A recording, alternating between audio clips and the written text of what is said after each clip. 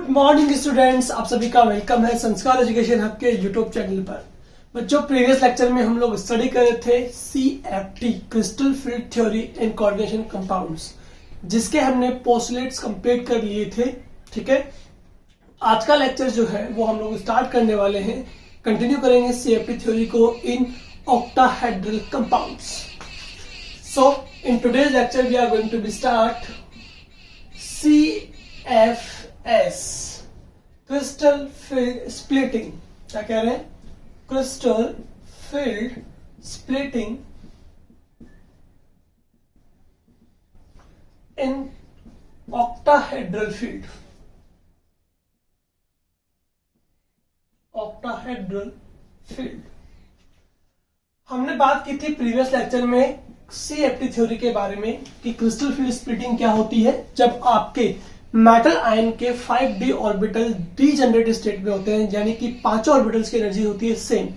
अब जैसे ही वो लिगेंड के कांटेक्ट में आते हैं तो लिगेंड के पास जो इलेक्ट्रॉन पेयर प्रेजेंट होता है उससे मेटल के ऑर्बिटल्स में प्रेजेंट वैलेंस इलेक्ट्रॉन जो है वो रिपल्शन फील करते हैं, उनकी डीजेनरेसी लूज हो जाती है और वो आपके 2 सेट में स्प्लिट हो जाता है, that is T2G set and EG set. T2G यानी कि triply degenerate set and EG set आपके पास बन जाते हैं। ठीक है, जहां पर आपके पास में T2G सेट जो होता है वो तो आपका इन बिटवीन एक्सिस, यानी जहां पे मेटल के ऑर्बिटल्स के जो लॉब्स होते हैं वो इन बिटवीन एक्सिस लाइज करते हैं। सेम एज EG के ऑर्बिटल्स की बात करें तो वो आपके अलोंग द एक्सिस लाइज करते हैं।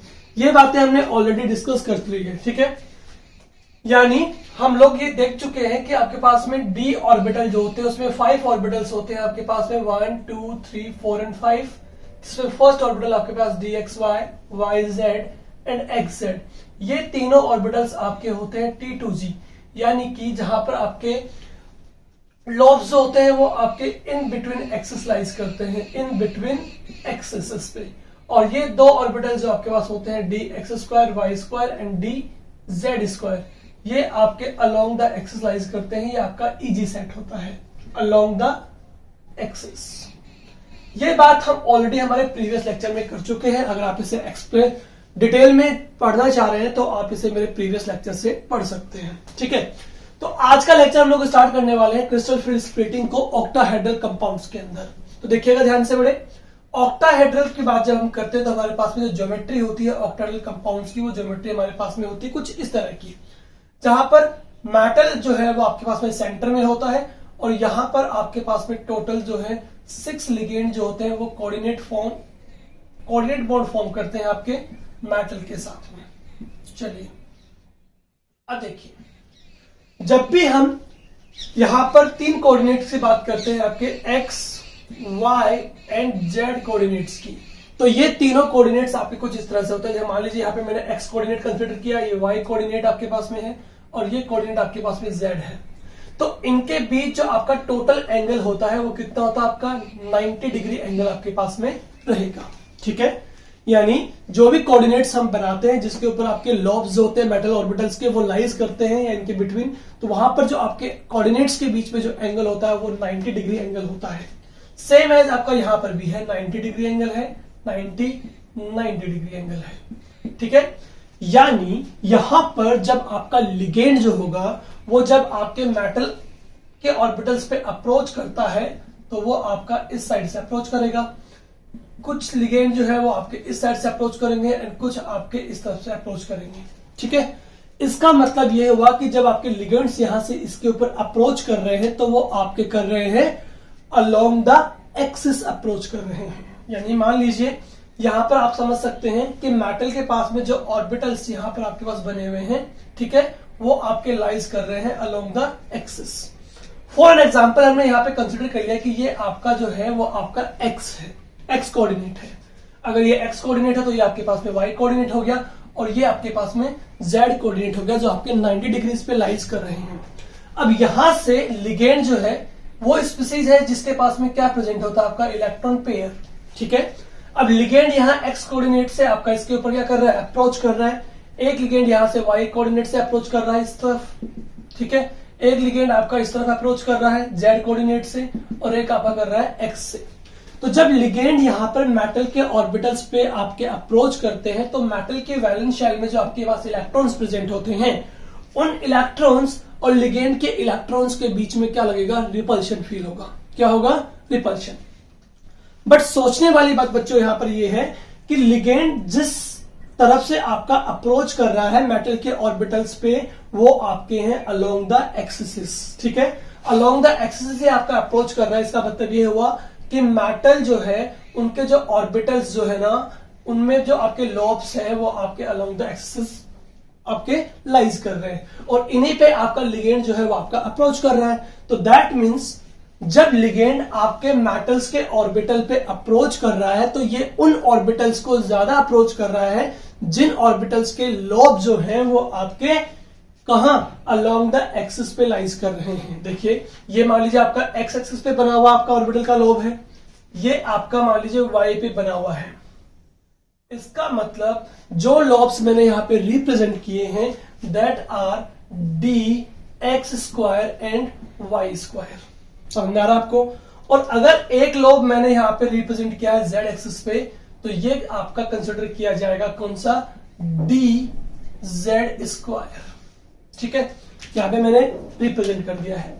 अब जो अप्रोचिंग लिगेंड आपके पास में है, जिसके पास इलेक्ट्रॉन पेयर है बच्चों, वो लिगेंड आपका X coordinate, Y coordinate and Z coordinate से आपका मेटल के ऑर्बिटल्स पे अप्रोच कर रहा है। मेटल के ऑर्बिटल में आपके पास में इलेक्ट्रॉन पेयर है, जिनसे लिगेंड के इलेक्ट्रॉन जो है वो रिपल्शन फील करेंगे। दैट मीन्स यहां पे जो ग्रेटर रिपल्शन फील कर रहे हैं वो कौन कर रहे हैं, मेटल के वो ऑर्बिटल्स फील कर रहे हैं जो आपके अलोंग द एक्सिस लाइज करते हैं। दैट मीन्स कौन सा सेट, ईजी सेट आपका मोर रिपल्शन फील कर रहा है। तो सिंपली हम क्या कहेंगे, सिंपली हम ये कहेंगे कि आपके पास में डी ऑर्बिटल जो है वो डी जनरेट स्टेट में होते हैं। पहले कौन से स्टेट में होंगे, D generate. D generate word का मतलब मैं आपको ऑलरेडी बता चुका हूं, जब आपके पास में डी ऑर्बिटल्स के ऑल 5 डी ऑर्बिटल्स जो होते हैं वो सेम एनर्जी के होते हैं, यानी D X Y, Y Z, X Z, X square Y square and D Z square.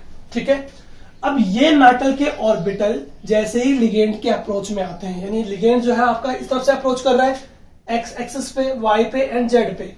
ठीक है, यहां पे मेटल के ऑर्बिटल जो है वो आपके किस तरह से हैं, 90 डिग्री एंगल पे यहां पे लाइज कर रहे हैं लिगेंड। इसका मतलब ये हुआ कि ये अप्रोचिंग जो है लिगेंड की वो आपकी मेटल के उन ऑर्बिटल्स पे है जो आपके अलोंग द एक्सिस लाइज कर रहे हैं। ठीक है, दैट मीन्स ये हुआ कि यहां पर जो आपके मेटल के ऑर्बिटल्स हैं, कौन से वाले, ये वाले, कौन से वाले, ये ऑर्बिटल जो है आपके D X square Y square and D Z square. देखिए ये वाला D Z square and D X square Y square, ये आपके ग्रेटर रिपल्शन फील करेंगे। ठीक है, मैं आपको ये बात ऑलरेडी कह चुका हूं कि लिगेंड और मेटल के ऑर्बिटल्स में प्रेजेंट इलेक्ट्रॉन जैसे कांटेक्ट में आते हैं तो वहां रिपल्शन होता है, और वहां पे डी जनरेसी जो है वहां पे आपकी क्या हो जाती है, लूज कर देते हैं, और ये आपके 2 पार्ट्स में स्प्लिट हो जाते हैं।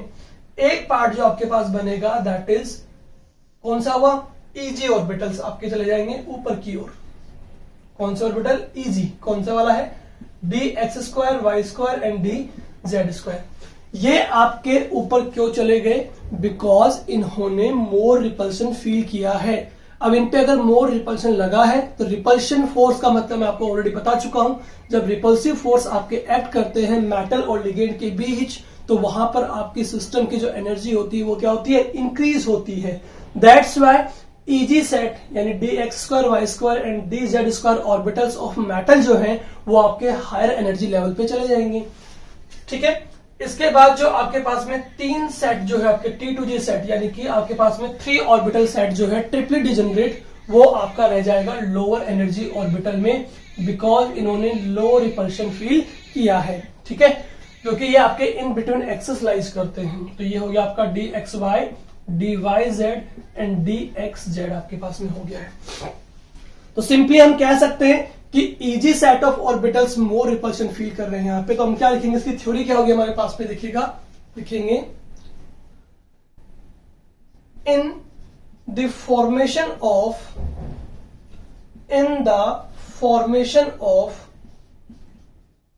octahedral field ligand molecules approaches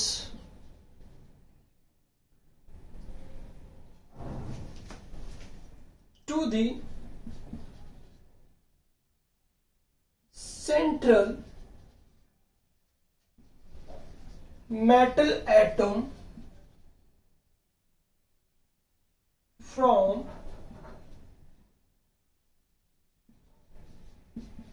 along the axis. It means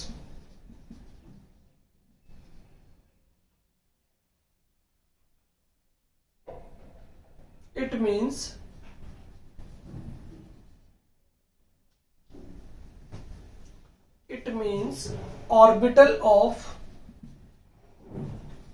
metals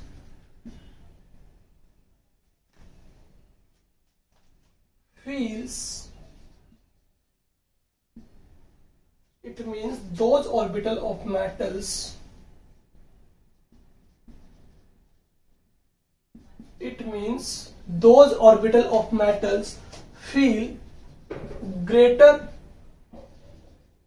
repulsion whose lobes are lies along the axis. देखिए क्या कह रहे हैं हम, जब भी हम ऑक्टाहेड्रल फील्ड लिगेंड्स का फॉर्मेशन करते हैं, ऑक्टाहेड्रल लिगेंड्स का फील्ड का फॉर्मेशन करते हैं, उस टाइम पे जब आपका लिगेंड जो होता है ना, वो मॉलिक्यूल जो है वो अप्रोच करता है to the central metal ion from the along the axis, यानी कि जो ये लिगेंड यहां पर है जिसके पास में इलेक्ट्रॉन पेयर प्रेजेंट है, ये लिगेंड जो है वो मेटल के ऑर्बिटल्स पे डायरेक्टली अप्रोच करता है through the along the axis. समझ रहे हो? यानी यहां पे लिगेंड जो है वो अपना एक्सक्रीट करता है मोर रिपल्शन. क्या करता है? मोर रिपल्शन एक्सक्रीट करता है मेटल के उन ऑर्बिटल्स में प्रेजेंट इलेक्ट्रॉन्स पर जो आपके अलोंग द एक्सिस लाइज करते हैं. ठीक है ना? तो अब आपको पता होना चाहिए कि मेटल के ऑर्बिटल्स कौन से हैं जो आपके अलोंग द एक्सिस लाइज कर रहे हैं. वो आपके पास में दो ऑर्बिटल्स हैं, एक है D X square Y square and D Z square. ये मैं आपको ऑलरेडी पढ़ा चुका हूं. ठीक है? तो ये आपके टू ऑर्बिटल्स अगर ग्रेटर रिपल्शन फील करते हैं तो ये आपके चले जाएंगे हायर एनर्जी ऑर्बिटल्स में और ये रह जाएंगे आपके लोअर एनर्जी ऑर्बिटल्स में. ठीक है? इन दोनों सेट ऑफ एनर्जी जो यहां पर आपके है, इन दोनों के बीच में जो एनर्जी डिफरेंस होता है उसे हम डिनोट करते हैं डेल नोट से, या फिर इसकी वैल्यू होती है आपके पास में 10 DQ. डेल नोट जो यहां पर होता है वो क्या होता है आपका? Crystal field splitting energy in octahedral field. इसके बारे में भी मैं आपसे ऑलरेडी बात कर चुका हूं मेरे प्रीवियस लेक्चर में, जाकर आप इसे डिटेल में देख सकते हैं. ठीक है ना? डेल नोट क्या होगा यहां पे? यहां पर होगा ये CFSE, crystal field splitting energy in octahedral field. ठीक है? यहां पर देखिए इन दोनों के बीच में डिफरेंस है, उसके बीच में यहां पे बात करते हैं.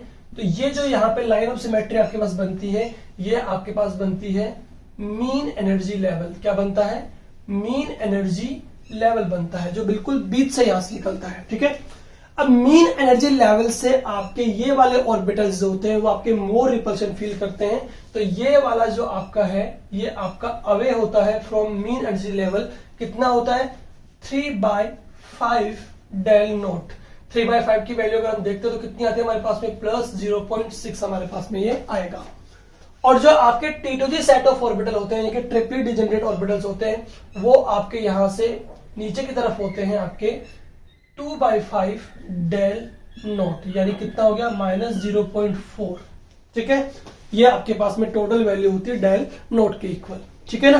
क्या कह रहे हैं? यहां से आपके पास में मीन एनर्जी लेवल जो होता है उससे ऊपर की तरफ होते हैं, हाई एनर्जी में होते हैं आपके EG सेट जो होते हैं 3/5 डेल नोट पे, यानी 3/5 की जो वैल्यू हमारे पास होती है वो होती है 0.6.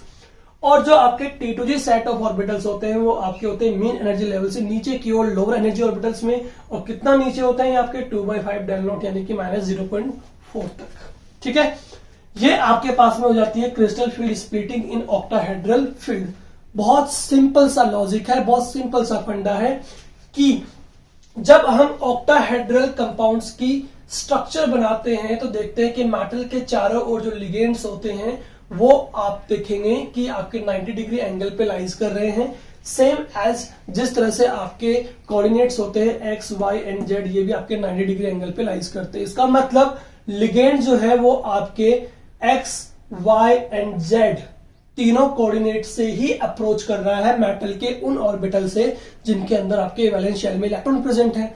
अब जब ये एक्स वाई और जेड से ही अप्रोच कर रहे हैं, इसका मतलब ये हुआ कि लिगेंड जो है वो मेटल के उन ऑर्बिटल्स पे डायरेक्टली अप्रोच कर रहा है जिन की बात हम करते हैं, जिन ऑर्बिटल्स के जो लॉब्स होते हैं वो आपके अलोंग द एक्सिस लाइज कर रहे हैं। सिंपल सी बात है, ठीक है। इसका मतलब लिगेंड के जो इलेक्ट्रॉन पेयर्स होते हैं वो आपके मेटल के वैलेंस शेल इलेक्ट्रॉन्स के उन इलेक्ट्रॉन्स को मोर रिपेल करते हैं, उन पे मोर ग्रेटर रिपल्शन अप्लाई करते हैं जो आपके अलोंग द एक्सिस लाइज कर रहे हैं। और अलोंग द एक्सिस आपके पास में दो ही ऑर्बिटल्स होते हैं, दैट इज मैंने यहाँ पे बना दिया है डी, ये क्या बना आपके पास में, जो मैंने रेड पेन से डिनोट किया है वो आपके पास में D X square and D Y square, यानी कि ये वाला, और जो ब्लैक पेन से रिप्रेजेंट किया है वो आपका डी जेड स्क्वायर। दो सेट ऑफ ऑर्बिटल्स है वो आपके मोर रिपल्शन फील करते हैं लिगेंड से, ठीक है, इन ऑक्टाहेड्रल फील्ड। तो ये आपके चले जाएंगे हाई एनर्जी ऑर्बिटल्स में और ये रह जाएंगे आपके पास में लोअर एनर्जी ऑर्बिटल्स में। इस तरह से हमने देखा क्रिस्टल फील्ड स्प्लिटिंग को ऑक्टाहेड्रल फील्ड के अंदर। फटाफट से ले लीजिए इसका स्क्रीनशॉट, इसके बाद में हम बात करेंगे इसमें मैग्नेटिक मोमेंट की और इलेक्ट्रॉन फीलिंग की बात करेंगे।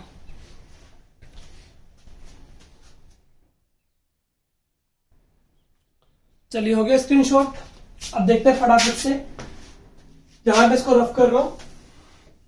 नेक्स्ट जो हमारे पास में बात आएगी वो आएगी हमारे पास में कि इसके अंदर हम इलेक्ट्रॉन की फीलिंग किस तरह से की जाए, ठीक है।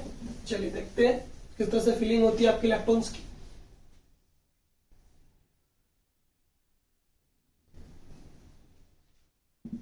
चलिए देखिए, सपोज कीजिए कि हमारे पास सिस्टम क्या है, जैसे मान लीजिए हमारे पास में एग्जांपल हमने लिया पे आपके टाइटेनियम H2O का होल 6 3 पॉजिटिव हमारे पास में कोऑर्डिनेट कंपाउंड है। इसमें टाइटेनियम की बात अगर हम करते हैं तो टाइटेनियम का एटॉमिक नंबर 22 होता है, दैट मींस 3d24s2। टोटल पे चार्ज x से न्यूट्रल लिगेंड है, टोटल इज इक्वल टू कितना होगा +3। टाइटेनियम पे चार्ज और कितना है 3+ है। 3+ का मतलब यहाँ पे अपन को 3 इलेक्ट्रॉन्स रिमूव करने हैं, तो 2 इलेक्ट्रॉन आपके s ऑर्बिटल से रिमूव होंगे, 1 इलेक्ट्रॉन यहां से बचेगा कितना 3d1। यानी यहां पर आपके पास सिस्टम जो है उसमें आपके पास में 1 इलेक्ट्रॉन की प्रेजेंस है। देखिएगा यहाँ पर 1 इलेक्ट्रॉन यहाँ पे आपके पास प्रेजेंट है। अब जब आपके पास में d ऑर्बिटल में 1 इलेक्ट्रॉन प्रेजेंट होगा तो वो फर्स्ट इलेक्ट्रॉन जो है वो आपका जाएगा लोअर एनर्जी ऑर्बिटल में। किसमें जाएगा? लोअर एनर्जी ऑर्बिटल यानी कि T2g में। तो जब हम बात करेंगे यहाँ पर कि जब सिस्टम आपके पास कैसा हो D1, ठीक है, कैसा सिस्टम आपके पास में हो D1, तो यहाँ पे आपके पास इलेक्ट्रॉनिक कॉन्फ़िगरेशन जो बनेगा आपका बनेगा T2g1, ठीक है। यहाँ पे एक चीज और नोट करनी होगी आपको, वो क्या करनी होगी कि आपके पास में स्ट्रॉन्ग फील्ड लिगेंड है, स्ट्रॉन्ग लिगेंड है कि आपके पास में वीक फील्ड लिगेंड है, ठीक है। सिस्टम अगर आपके पास में D1 है बच्चों, तो यहाँ पे आपके पास T2g1 रहेगा, Eg रहेगा 0, and in this case also T2g 0 रहेगा और आपके पास में T2g1 रहेगा एंड Eg कितना रहेगा 0। दैट मीन्स ये हुआ कि जब सिस्टम आपके पास में D1 होता है तो कोई फर्क नहीं पड़ता, यहाँ पर कोई इंपैक्ट नहीं पड़ता है वीक फील्ड लिगेंड का स्ट्रॉन्ग फील्ड लिगेंड का, because first electron always should be enter in lower energy orbital, that is T2g set. कौन सा है? T2g सेट आपके पास में, ठीक है। अगर हमारे पास सिस्टम में D के अंदर 2 इलेक्ट्रॉन्स अगर होते हैं तो वो सेकंड इलेक्ट्रॉन भी आपका T2g में ही जाएगा, और यहां पे आपको इलेक्ट्रॉन की फीलिंग जो करनी होती है वो करनी होती है अकॉर्डिंग टू हुड्स रूल, ठीक है।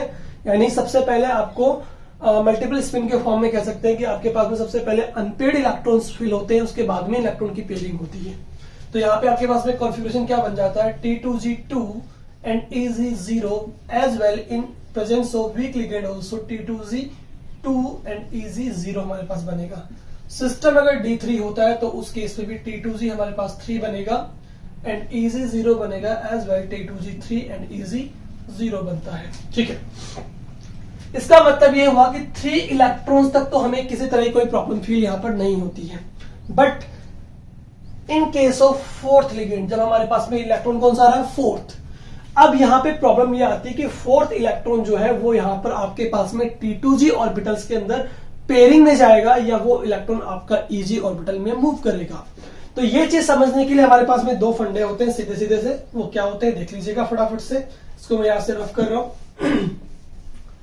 एक हमें यहां पे एक पॉइंट पढ़ना होता है, दैट इज पेयरिंग एनर्जी। क्या पढ़ना होता है?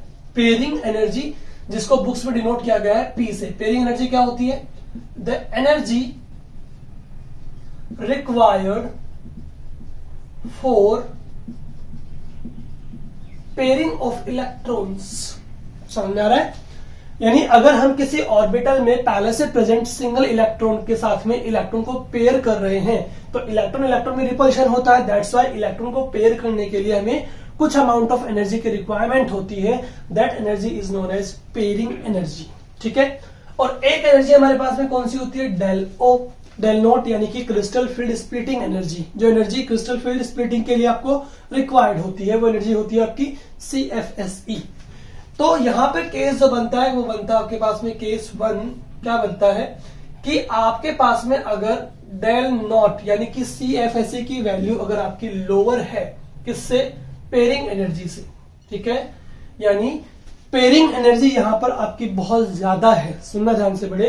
तो इसका मतलब ये हुआ कि आप इलेक्ट्रॉन्स को जो पेयर कर पा रहे हैं उसके लिए आपको इलेक्ट्रॉन को पेयर करने के लिए जो आपको एनर्जी की रिक्वायरमेंट यहां पर है वो आपकी मोर है।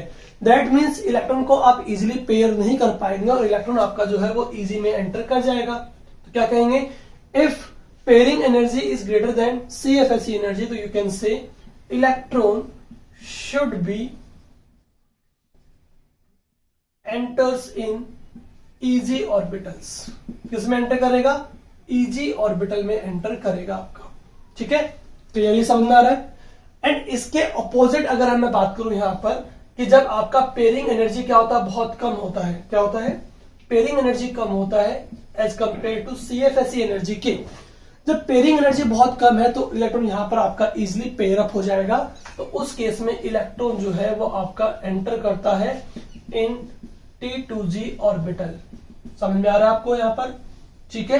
यानी T2g ऑर्बिटल्स के अंदर ही इलेक्ट्रॉन की पेयरिंग यहां पर हो जाती है। ये आप बात कर रहे हैं केस नंबर 2 की। यहां पर क्लियरली समझ में आ रही होगी आपको बात?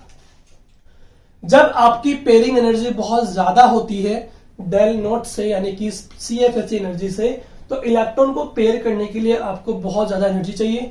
इलेक्ट्रॉन आपसे पेयर नहीं होगा तो इलेक्ट्रॉन जो है वो आपका एंटर कर जाएगा Eg ऑर्बिटल में, यानी कि फोर्थ इलेक्ट्रॉन जो है वो Eg ऑर्बिटल में चला जाएगा आपका।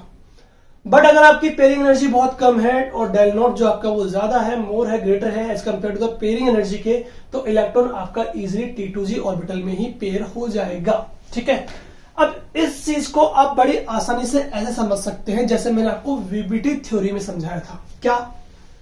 जो भी कंपाउंड में यहां पे गिवन है उसमें मेटल के साथ में जो अप्रोचिंग लिगेंड है आप उसे देखिए सबसे पहले। वो अगर आपका स्ट्रॉन्ग लिगेंड है बच्चों तो वो इलेक्ट्रॉन की पेयरिंग कर देगा। मतलब ऑब्वियसली वहां पे पेयरिंग एनर्जी क्या है? कम है। ठीक है। डेल ओ से, डेल नोट से। CFSE एनर्जी क्या है? वहां पे ज्यादा है स्ट्रॉन्ग लिगेंड की वजह से। ठीक है। और स्ट्रॉन्ग लिगेंड जितना ज्यादा होगा आपके पास में वो उतना ही ज्यादा रिपल्शन फील करेगा मेटल के ऑर्बिटल्स को, उतनी ज्यादा आपके पास में CFSE एनर्जी आने वाली है। जितनी CFSE एनर्जी आपके पास ज्यादा होगी पेयरिंग एनर्जी कम हो जाएगी, तो इलेक्ट्रॉन जो है वो यहीं पे आपका पेयर अप हो जाएगा। तो बड़ी सिंपल सी कहानी है कि अगर आपके पास में मेटल के साथ में अप्रोचिंग लिगेंड जो है वो कैसा हो बच्चों? स्ट्रॉन्ग लिगेंड हो। कैसा हो? स्ट्रॉन्ग लिगेंड हो। तो वहां पर फोर्थ इलेक्ट्रॉन जो है ना बच्चों वो आपका यहीं पे पेयर हो जाएगा। क्या हो जाएगा? पेयर। अब जब इलेक्ट्रॉन फोर्थ यहीं पे पेयर हो गया है तो आपके पास में D4 सिस्टम में स्ट्रॉन्ग लिगेंड की प्रेजेंस में क्या कॉन्फ़िगरेशन बन गया है? T2g4 एंड Eg0 बन गया है। बट अगर आपके पास में मेटल के साथ में अप्रोचिंग लिगेंड कैसा है? वीक फील्ड है। वीक फील्ड लिगेंड है, इसका मतलब ये हुआ कि वो मेटल्स के इलेक्ट्रॉन्स को इतना ज्यादा रिपेल नहीं कर पाएगा, उस पर ज्यादा ग्रेटर रिपल्शन एक्सक्रीट नहीं कर पाएगा। तो वहां पे CFSE एनर्जी जो है वो आपकी लो होगी। CFSE एनर्जी अगर आपकी लो होती है बच्चों तो वहां पेयरिंग एनर्जी क्या हो जाएगी? ज्यादा। तो इलेक्ट्रॉन्स आपसे पेयर नहीं हो पाएगा। तो उस केस में बच्चों फोर्थ इलेक्ट्रॉन जो है वो कहां चला जाएगा? आपका Eg ऑर्बिटल में चला जाएगा। That means weak field ligand की प्रेजेंस में आप कह सकते हैं यहां पर कि T2Z4 नहीं होकर क्या हो जाएगा अब आपका यहां पे बन जाएगा आपके पास में T2Z3 एंड इजी में आपका एक इलेक्ट्रॉन जो है वो आपका एंटर कर जाएगा। तो फोर्थ इलेक्ट्रॉन जब यहां पर आता है तो उस फोर्थ इलेक्ट्रॉन सिस्टम में यानी कि D4 सिस्टम में पहले आपको देखना यह पड़ता है कि मेटल के साथ में अप्रोचिंग लिगेंड का नेचर कैसा है, स्ट्रॉन्ग है कि वीक है। अगर वीक फील्ड लिगेंड है तो वहां पर इलेक्ट्रॉन आपका एंटर करेगा इजी ऑर्बिटल में, अगर स्ट्रॉन्ग फील्ड लिगेंड है तो वो इलेक्ट्रॉन की पेयरिंग यहीं पे कर देगा आपको T2Z ऑर्बिटल में। समझ में आ रही बात आपको? चलिए तो अब देखिए, अगर सिस्टम आपके पास कैसा हो बच्चों, D5 हो, कैसा हो D5, और अगर लिगेंड कैसा हो, स्ट्रॉन्ग हो, तो अगर लिगेंड स्ट्रॉन्ग होगा तो वहां पे आपका फिफ्थ इलेक्ट्रॉन भी नीचे की तरफ ही क्या हो जाएगा, पेयर हो जाएगा, यानी यहां पे बन जाएगा T2Z5 एंड EZ0। जबकि यहां पर अगर आपका लिगेंड कैसा हुआ, वीक, तो यहां पर आपके दोनों इलेक्ट्रॉन जो है ना वो कहां मूव कर जाएंगे, आपके इजी ऑर्बिटल में मूव कर जाएंगे, तो बन जाएगा T2Z3 एंड EZ2 बन जाएगा आपके पास में। ठीक है, तो यहां पे आपने देखा D1 से लेकर के D5 का सिस्टम हमने यहाँ पे नोट कर लिया है। ठीक है, in the presence of strong ligand and weak field ligand. फटाफट से ले लीजिए इसका स्क्रीनशॉट। इसके बाद हम D6 से D10 के सिस्टम पे बात करने वाले हैं। चलिए, हो गया।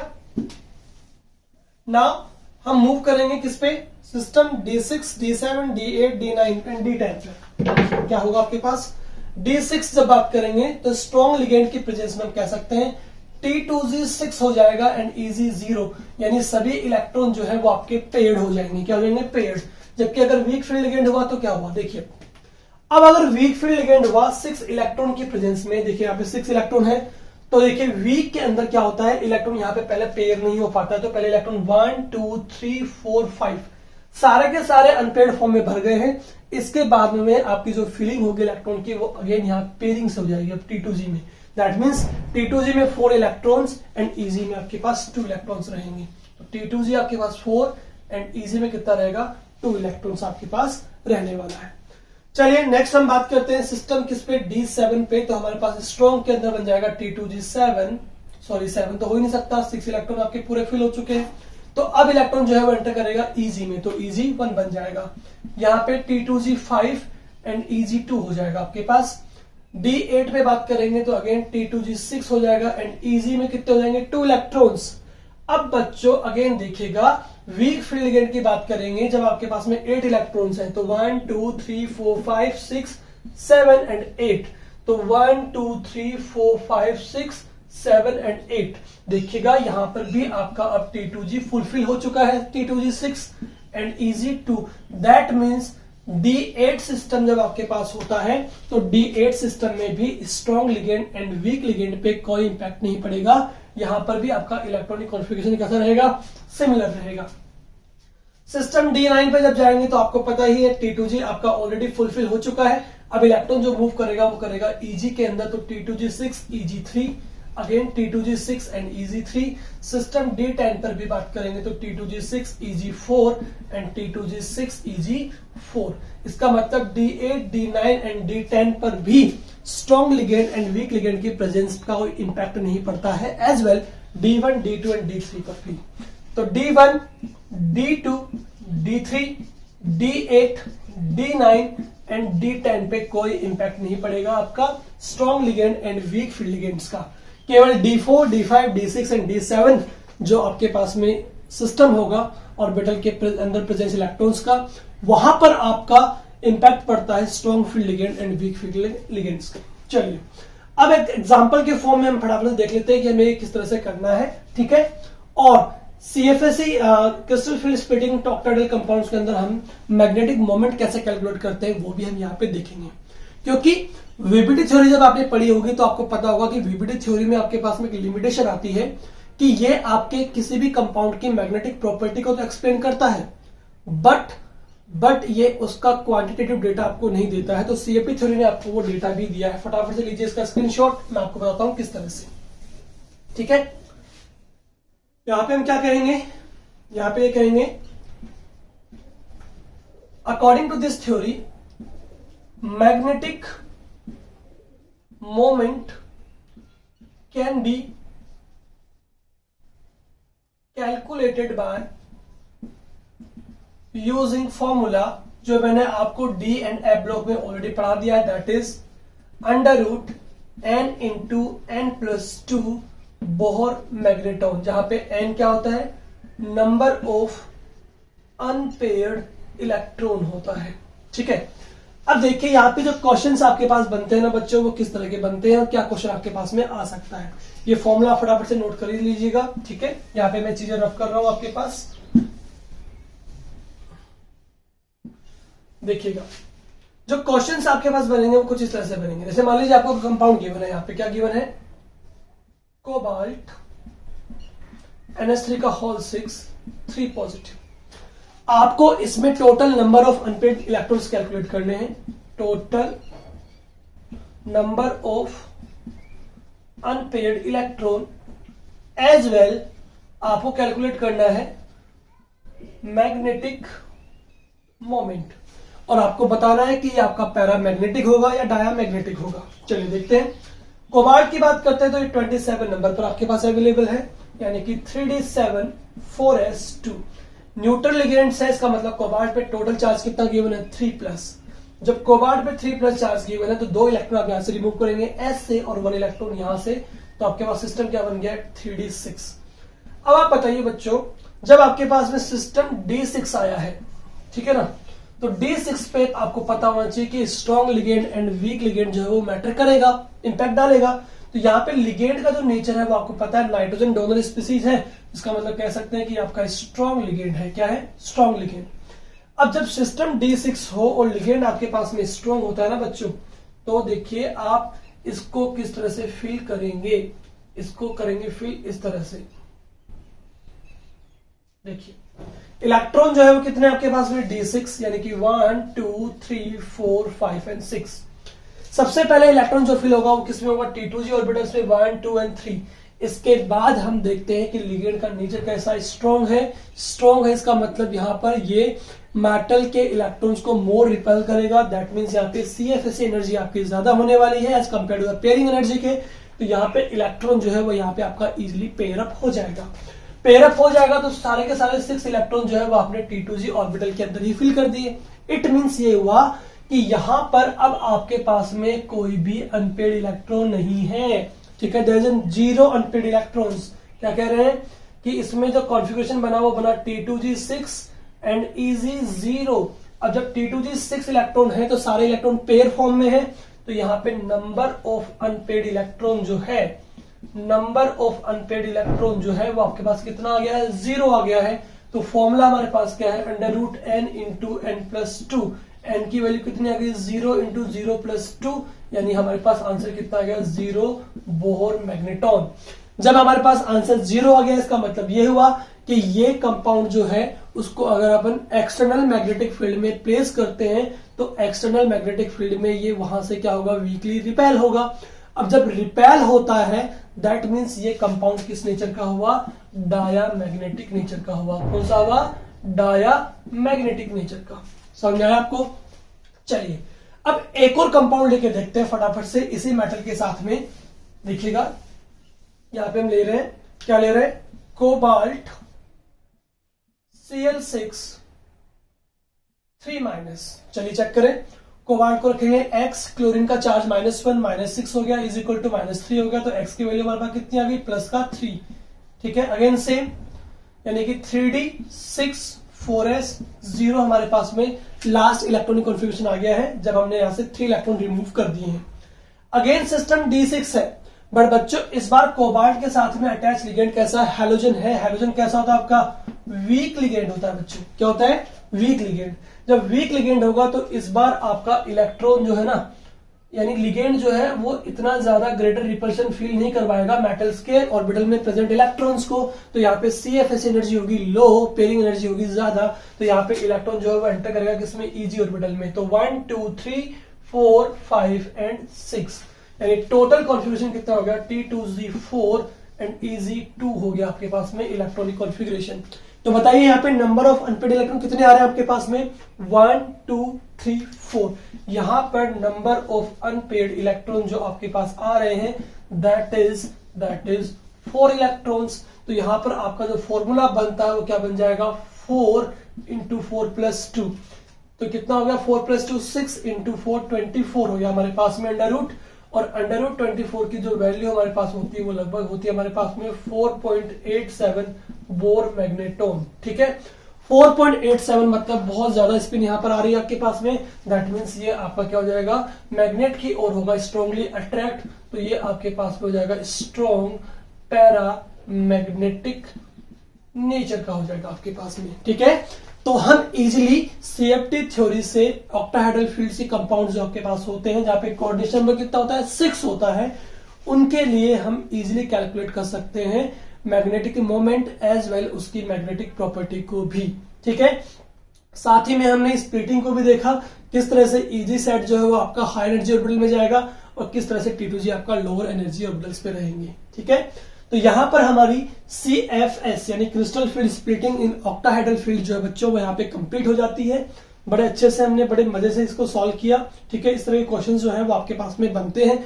अनपेड इलेक्ट्रॉन्स की आपसे कैलकुलेशन कर लेता है, आपसे मैग्नेटिक प्रॉपर्टी पूछ लेता है, मैग्नेटिक मोमेंट पूछ लेगा, कलर प्रॉपर्टी भी आपसे पूछी जा सकती है। ठीक है, जो मैं लेटर ऑन आपको नेक्स्ट वीडियोस में एक्सप्लेन करूंगा। ठीक है, एज वेल हम नेक्स्ट लेक्चर में जो हमारा कंटिन्यू करेंगे वो करेंगे सीएफटी थ्योरी को ही इन टेट्राहेड्रल फील्ड कंपाउंड्स। ठीक है, कि वहां पर लिगेंड जो है वो मेटल के ऑर्बिटल के साथ में किस तरह से अप्रोच करता है, कौन से ऑर्बिटल आपके ग्रेटर रिपल्शन फील करेंगे, कौन से लो रिपल्शन फील करेंगे। ठीक है, ये सब हम पढ़ेंगे नेक्स्ट वीडियो लेक्चर के अंदर। ठीक है बच्चों, तो आज के लेक्चर में इतना ही। वीडियो को लाइक शेयर एंड कमेंट करते रहिएगा। Thank you so much.